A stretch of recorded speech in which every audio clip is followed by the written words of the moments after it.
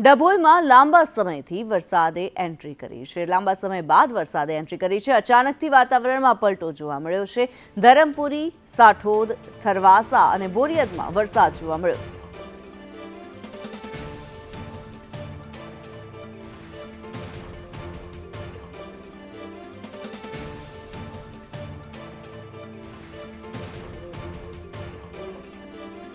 નવસારીમાં વરસાદ વરસ્યો છે. ડભોઈમાં લાંબા સમય બાદ વરસાદે એન્ટ્રી કરી છે. અચાનકથી વાતાવરણમાં પલટો જોવા મળ્યો હતો. ડભોઈમાં મેઘાએ મંડાણ કર્યા. જે પ્રકારના દ્રશ્યો આપને જોવા મળી રહ્યા છે, આ ડભોઈના દ્રશ્યો છે કે જ્યાં ભારે બફારા અને ઉકળાટની પરિસ્થિતિમાંથી લોકોને હાશકારો થયો છે. જે ગરમીનો અનુભવ થઈ રહ્યો હતો, આ ગરમીમાં પણ રાહત મળી છે.